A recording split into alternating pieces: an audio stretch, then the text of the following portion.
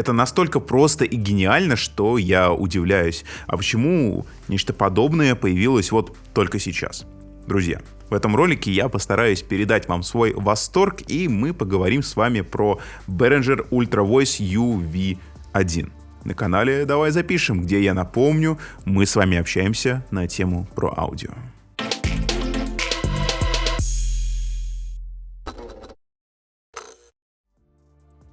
Чем прежде всего прославились Behringer? Нет, я не говорю про темное, смутное прошлое этой компании, а про, примерно настоящее время. Они подарили миру X32, они подарили миру Wing, и они подарили миру кучу различных устройств, которые так или иначе отсылают нас к другим устройствам других фирм. Шильдик иной, но смысл один и тот же. Например, здесь, что мы здесь с вами видим? Я вам напомню, здесь мы с вами видим 286 DBX. Несложно просто вот посмотреть, сравнить картинку с тем, что вы видите сейчас на своих экранах, и понять, что разница, она просто минимальная. Но она имеется, и это очень важно. И почему в первую очередь я был так рад получить вот эту железку на обзор и покрутить ее в руках, это Channel Strip. Это Channel Strip с встроенным в него аудиоинтерфейсом. То есть вот эту штучку, с помощью нее мы можем обрабатывать звук, получаемый с микрофона, или который мы будем подавать на линейный вход, он тут имеется, кстати, и при этом сразу же вести запись на компьютер. Чем, собственно, мы и занимаемся. Весь сегодняшний ролик — это один большой такой тест. Мы послушаем как конденсаторный микрофон, благо здесь есть фантомка, так и динамический микрофон подключим чуть-чуть попозже и поговорим в него. Используем Behringer в качестве внешнего аудиоинтерфейса, пишем все 24 бита на 48 кГц. Да, сразу же давайте поговорим о характеристиках, раз у нас уже зашла тема. Итак, аудиоинтерфейс здесь, по сути, как бы два канала, потому что у нас есть микрофонное подключение и есть линейное подключение сзади, но они у нас неразделимы, то есть они у нас схлопываются в единое моно, если это для кого-то важно, и по преобразователям. По преобразователям здесь мы имеем 24 бита на 192 кГц, что достаточно неплохо, на мой взгляд. Усиление микрофонное, и это Midas, это стоит учитывать, потому что мы все с вами прекрасно знаем, как работают в последнее время Behringer. Они работают очень тесно с Midas, и почти что на все свои современные устройства они стараются ставить преампы от Midas. Здесь у нас есть усиление до 60 дБ, так что даже с какими-нибудь дикторскими микрофонами динамическими эта штучка справится прямо в путь. Вот. Давайте идти по нарастающей, просто пойдем по этому самому реку вот от и до, рассмотрим все управление, рассмотрим все эффекты, потому что в первую очередь это Channel Strip, и это про обработку звука, который вы подаете на вход и который вы получаете на выходе устройства.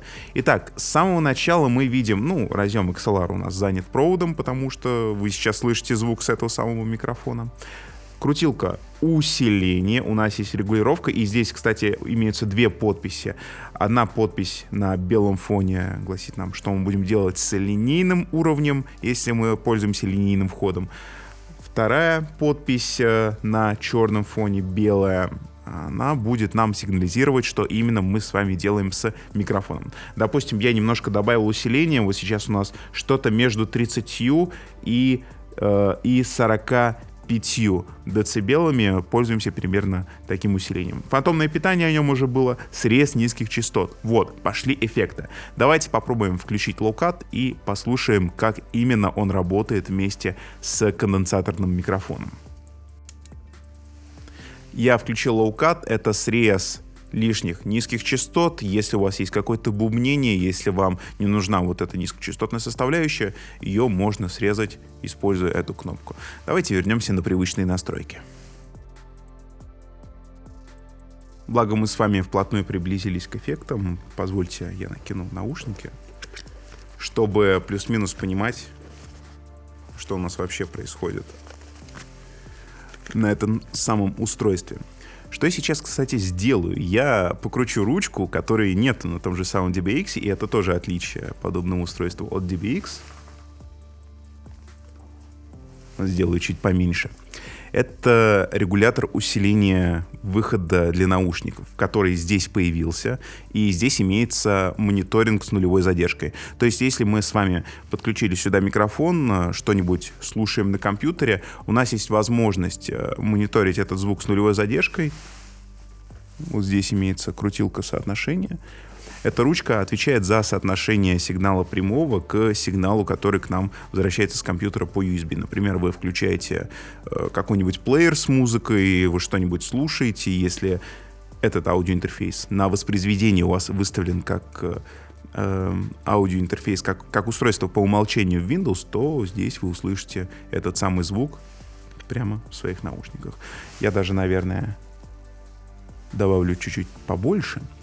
И мы с вами перейдем вплотную к эффектам, потому что это очень и очень интересно. Нас встречает кнопка Bypass. Тоже достаточно удобное решение. Вы накрутили какой-то звук, и вы хотите сравнить его с оригиналом. Когда мы что-нибудь с вами покрутим, чуть позже я нажму обязательно Bypass, и мы послушаем, как он работает. Но вернее, мы сравним обработанный звук с сухим звучанием. Первый эффект — это компрессия. И это просто замечательно. Давайте слушать. Все реализовано на двух ручках. Есть драйв, то есть это какой-то такой аналог усиления небольшой. Да, вот слышим уже, слышим.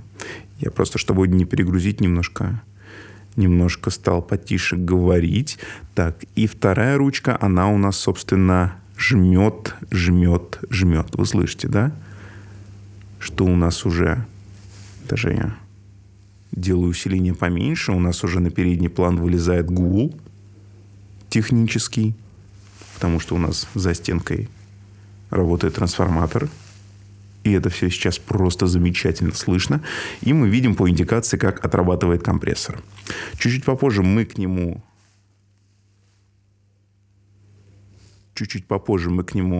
обязательно вернемся, потому что там дальше есть гейт. И работа гейта с компрессором — это очень важное достоинство сегодняшнего устройства. Далее у нас имеется деэссор. И я думаю, что его мы тоже послушаем с компрессором. Так, сразу уберу усиление по входу. Добавлю компрессии. AAA1. Убираю еще усиление по входу. Давайте раскачаем максимально. Лучше так, конечно, не делать. И теперь, когда я говорю, вы слышите, вот это вот добавилось, да? И что мы делаем? Мы пользуемся деэссором. Первой крутилкой мы выбираем частоту, на которой будет срабатывать деэссор. Ну, где-нибудь здесь предположительно выставим. А второй крутилкой мы задаем то, с какой мощностью будет работает наш деэссор. Шла Саша по шоссе и сосала сушку. Шла Саша по шоссе и сосала сушку. Шла Саша по шоссе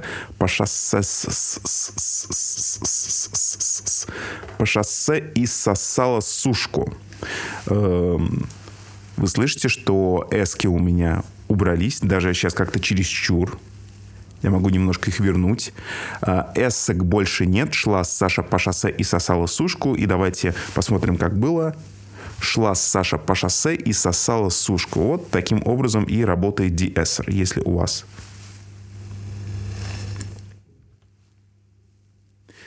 вас имеется избыточное количество эссек, то, пожалуйста, пользуйтесь деэссором, он вам пригодится. Далее у нас раздел с энхансером. Если упрощать, давайте максимально просто. Это такой небольшой встроенный эквалайзер на две полосы. Мы можем работать с низкочастотной составляющей, можно работать с верхами. Давайте попробуем немножечко добавить низа. Вот. Так. Я добавил немного низа, звук стал более низастым. Послушайте, как было. Послушайте, как стало. Можно еще больше. Так, ну это, наверное, уже чересчур. Ну вот где-то на 12 часов выставим. И верха добавим. Но это, наверное, лучше нам будет послушать с динамическим микрофоном, потому что на конденсаторном микрофоне в целом ситуация, которая обстоит с верхами, меня вполне устраивает в данном случае. Убираем энхансер. И далее идет гейт. И чтобы послушать работу гейта, нам потребуется запустить что-нибудь шумное. Ну, например, кондиционер. у нас стало заметно пошумнее. И давайте посмотрим, как работает Gate.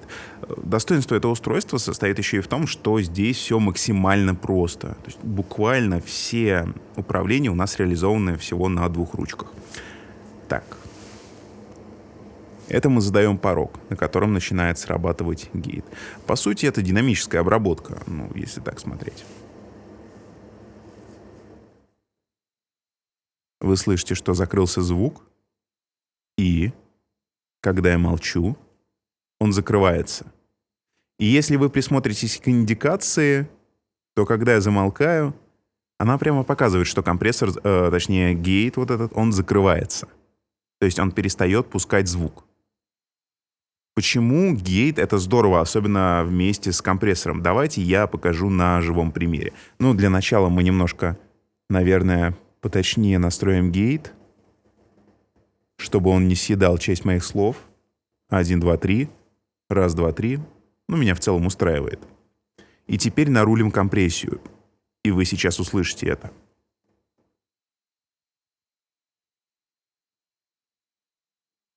Мы нарулили компрессию. Это прям жесткая компрессия, очень жесткая. Даже можно изменить гейт при этом. А то там слишком большой хвост. 1, 2, 3. 1, 2, 3. Раз, два. Раз, два, три. А теперь давайте я отключу гейт, и вы послушаете звук без гейта. Это звук без гейта. И он всегда будет таким, потому что у нас работает компрессор, который выводит на передний план звук нашей обдувочной системы, которая очень громкая. И из-за того, что мы используем конденсаторный микрофон, который максимально улавливает все нюансы, вот эта штука, она будет еще громче. Она очень хорошо снимается микрофоном.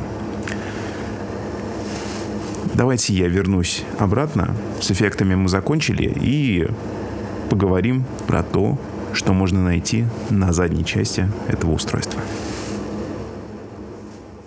Сзади корпуса мы найдем выход. Аналоговый выход, он есть на разъеме XLR, есть на разъеме TS-TRS. Кстати, важно, что на том же самом DBX XLR не было. Здесь он имеется, и это действительно здорово. То есть мы можем все писать напрямую в компьютер, используя вот это устройство как внешний аудиоинтерфейс. Можем подключиться проводом, например, к микшерному пульту или к другому аудиоинтерфейсу, к основному. Допустим, у вас на студии есть какой-то основной аудиоинтерфейс, который вы хотите использовать за счет его, более интересных преобразователей, я, к примеру, говорю. Пожалуйста, вот такая возможность здесь имеется. Петля под эффекты. Есть пара разъемов, посыл-возврат. Даже несмотря на то, что здесь имеются, в принципе, все эффекты, которые вам только могут быть полезны в работе, вы можете включить внутрь в схему вот этого устройства еще какую-нибудь обработку, пользуясь петлей. С посыла мы подключаемся к входу дополнительной обработки, с возврата тянем провод от выхода. То есть получается, что у нас эта самая обработка будет включена в схему Behringer, что тоже достаточно удобно. Линейный вход, о нем уже было чуть ранее, и разъем USB, который штатно у нас был занят проводом, потому что, я повторюсь, это устройство у нас работало в качестве внешнего аудиоинтерфейса на протяжении всего ролика. Давайте поменяем микрофон, подключим динамический и послушаем его вместе с эффектами. Мы подключили SV7, усиление у нас теперь максимальное, плюс-минус приблизились к тому результату по уровням, вот я сейчас смотрю по волновой форме, который мы получали у конденсаторного микрофона. В целом это достаточно логично, потому что динамический микрофон дает более низкий выхлоп, если сравнивать с кондерами. Давайте поговорим о применении вот этой штуки, пока мы будем с вами крутить эффекты. Это может быть концертная практика, это может быть студийная практика, это может быть, естественно, стриминг, подкасты и тому подобные вещи. Концертная практика. За счет наличия здесь аналоговых выходов это устройство можно использовать как такую предварительную обработку для микрофона артиста. Допустим, вы подключаете к входу микрофон, как-то его обрабатываете, если не было выхода, заходите в микшерный пульт. Допустим, если микшерный пульт на площадке не имеет нужную вам обработку или нужный запас по усилению. Что о студийной работе? Вы можете использовать эту железку для работы, например, с вокалом. Уже на этапе записи получить всю необходимую обработку, пользуясь встроенным аудиоинтерфейсом, например, записать этот звук и в целом не морочиться с той же самой обработкой, потому что все у вас здесь есть, можно сказать, прямо под рукой. И если мы говорим с вами о стримах, и это очень здорово, и ко мне достаточно часто обращаются за личными персональными консультациями на тему подбора оборудования. И в 90% случаев я людям рекомендую покупать Channel Strip, особенно если они обращаются ко мне, имея на руках дикторский микрофон, который почему-то не звучит, потому что, как оказывается, когда люди покупают себе какие-то динамические микрофоны, всеми известные, они почему-то не звучат, потому что не все понимают, что эти микрофоны, во-первых, им нужно должное усиление, во-вторых, их нужно правильно обработать, чтобы они зазвучали. Так вот, в Channel Strip, как правило, есть все необходимое для подобных манипуляций. И здесь мы видим в целом тот же самый набор, который есть в основных Channel Strip. Я обычно рекомендую что-то от Presonus, но, скорее всего, я сегодня вместе с вами для себя открыл альтернативу, которую в целом без зазрения совести я могу называть как возможным приобретением для кого-то, кто действительно хочет собрать себе оборудование, которое будет помогать в тех же самых стримах и прямых трансляциях. Давайте послушаем компрессию, но я думаю, мы послушаем ее сразу с гейтом. Так, мы открываем гейт. Так. Алло. Алло.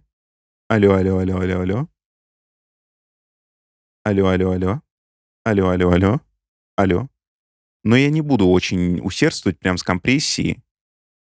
Я сделаю, чтобы она сжимала, чтобы было слышно компрессию. Так, гейтик. Алло. 1, 2, 3, 4, 5. 1, 2, 3. Можно добавить низа. Можно как раз добавить... Так, не там, добавляем низа. Добавляем верхов. Я думаю, где-то вот здесь вот так можно оставить. Так. И дессер.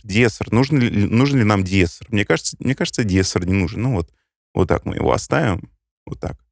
И я думаю, вполне неплохо. Естественно, с этим нужно крутиться как-то побольше, подольше. И мне в таком положении, я вам откровенно скажу, не очень удобно настраивать звук, потому что я одновременно пытаюсь что-то рассказывать вам, держать микрофон, чтобы меня было слышно, и что-то еще тут пытаться высмотреть со своим совершенно отвратительным зрением. Но сейчас мы можем с вами послушать байпас. Я нажал на кнопку, и мы с вами получили исходный звук, с которым и начинали работать. Если я снова нажму на кнопку, мы получили обработанный звук, который мы смогли с вами нарулить на этой самой линейке. Давайте вернемся обратно.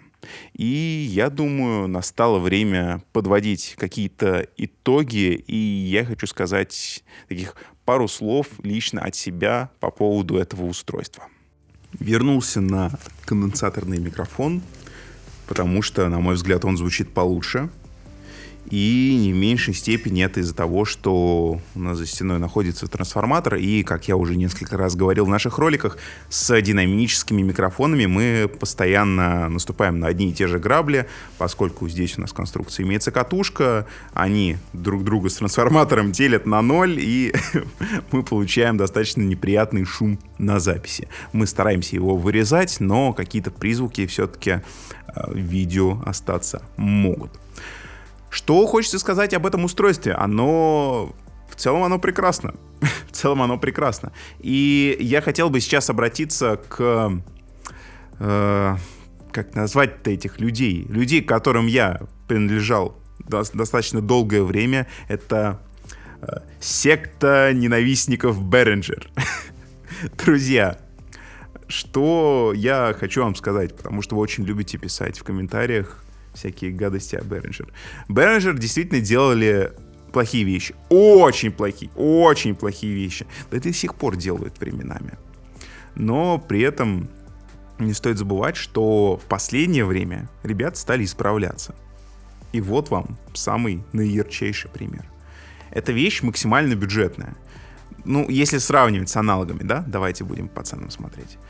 Она максимально бюджетная, и с помощью нее вы получаете полноценный channel strip, вы получаете внешний аудиоинтерфейс, то есть вам не нужна дополнительная звуковая карта, вам просто нужен микрофон, XLR-провод и все. Ну и компьютер хорошо бы иметь. Подключаемся и сразу начинаем работать. Вот. Здесь есть свои ASIO-драйверы. И это тоже очень важно, и это тоже очень интересно. Что лично мне хотелось бы здесь видеть, чего мне не хватило? Я бы хотел дублированный XLR-вход на задней части корпуса, потому что, ну, знаете, я эстет. И если я буду собирать, ну, какой-нибудь небольшой рэковый шкафчик, если это будет как-то стоять у меня на столе, я бы хотел все провода завести сзади, чтобы спереди у меня была чистая абсолютно мордочка, ну, возможно, с разъемом для наушников, а все остальное было спрятано сзади. Здесь такой возможности нету, это, наверное, минус.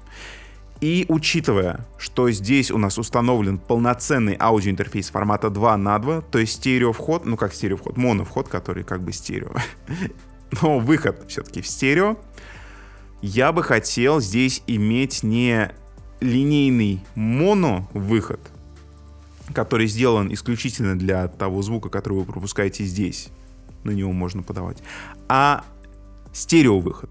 Вы понимаете, да? Чтобы я мог подключить активные мониторы и, допустим, что-нибудь с компьютера, допустим, что-нибудь сводить на компьютере и слышать получаемый звук в активном мониторинге. Здесь, на мой взгляд, этого не хватает.